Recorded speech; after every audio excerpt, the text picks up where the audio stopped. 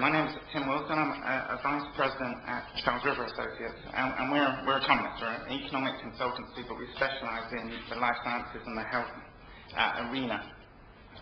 What I want to do over the next 25 minutes is talk you largely through the exec sum, but go into some of the analysis and approaches we did, and obviously some of the conclusions.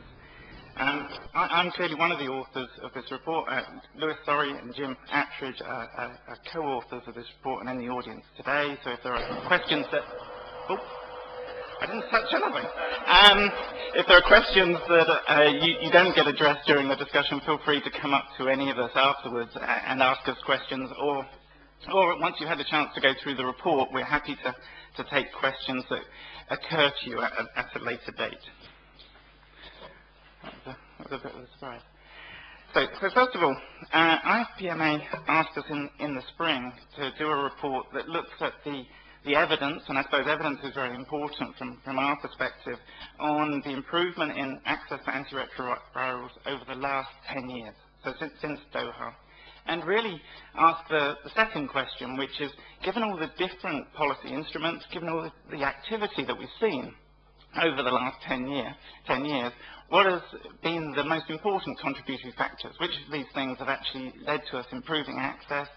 Have different countries adopted different approaches, and have they worked equally well? Or what lessons can we draw from these? So in terms of the research, we did a number of things. The first thing we did was really, we're trying to add to the state of knowledge, and we can have a discussion later on as to whether we achieved that goal. But very much we were trying to build on the existing literature. Now, clearly in HIV and AIDS, there's a huge literature to draw upon. We summarise some of the most important parts of that in our report, and you'll see that in chapters 2 and chapter 3. We felt it was very important to undertake some interviews here to talk to different stakeholders. So we talked to government representatives, we talked to international donors, procurement agencies, NGOs, as well as participants from the industry. And what we were trying to do from that was learn the different perspectives. Now, in the end, we covered 7 case studies. We did 20 interviews, so we clearly didn't cover all of these different stakeholders in the different markets. But I think we got a good range of perspectives, hearing the different understandings and perceptions of what's happened over the last 10 years. And to build on what the point William made, I suppose going to some of the early literature that we saw in 2000, we were expecting there to be more contentious issues. There's clearly areas where different stakeholders have different opinions today, but there's an awful lot of areas where we've actually come to a common ground and a common understanding. So we found the interviews actually were both very interesting, and also in many cases there was a wide degree of agreement between the different stakeholders, although on some issues there clearly remained disagreement. In terms of attributing policy interventions and the degree to which they've led to success, we used 2 different techniques. The first one was investigating case studies. Now, we chose 7 case studies. We chose Brazil, Botswana, India, Mexico, Rwanda, South Africa, and Thailand.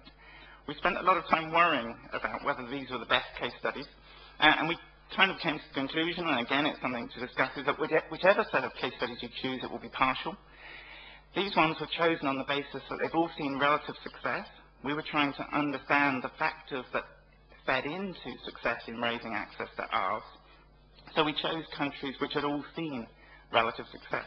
We chose countries which were illustrative of different regions, so in terms of Asia, Latin America, Sub-Saharan Africa. We chose countries that had used different interventions.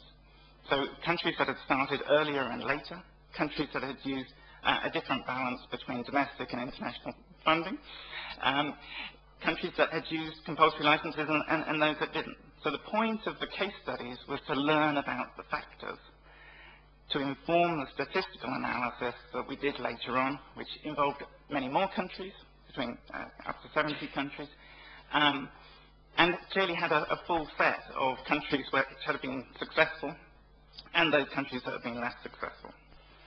And this all fed into, I promise you, it's not me pressing any of these buttons.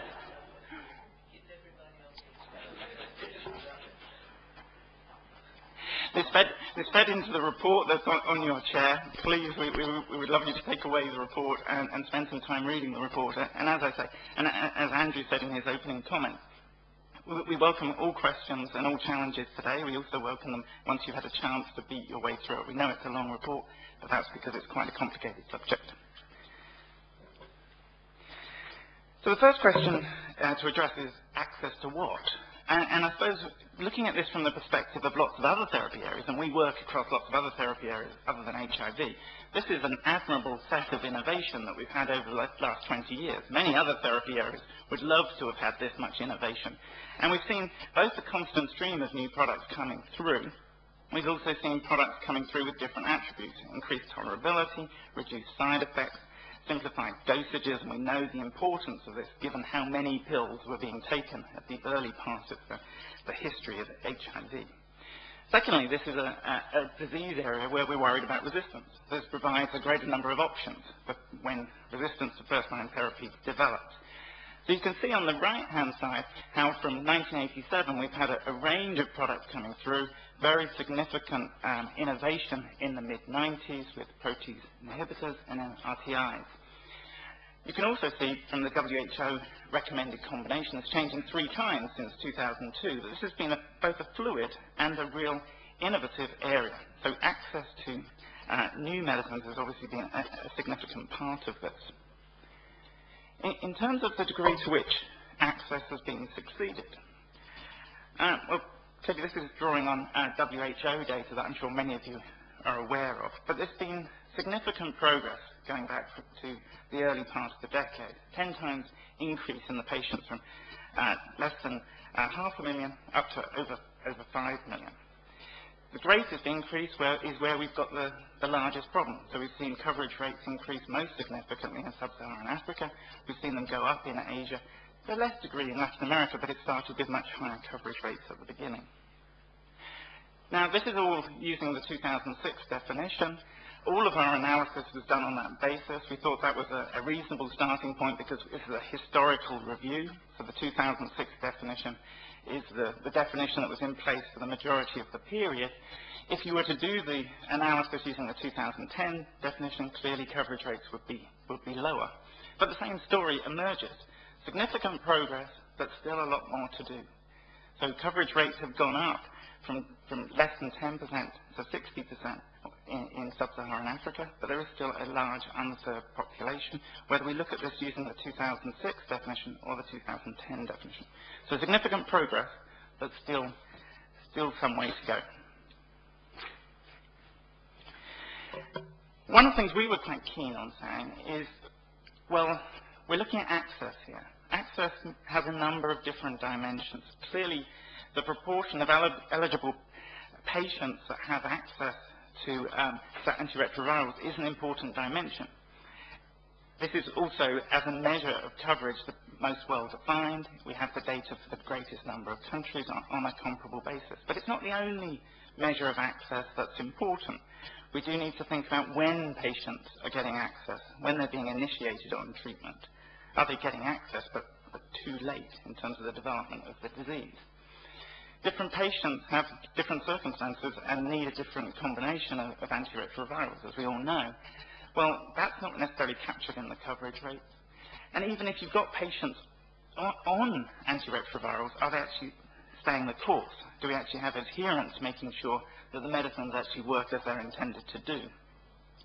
There's much less data. This is clearly the data that exists is a work in progress. Much of this doesn't go back a long period in the decade, but it is all supportive of the same conclusion. Significant improvements in access, significant improvements in initiation, access to new medicines, and adherence, but still some way to go. Progress, still not all the way there.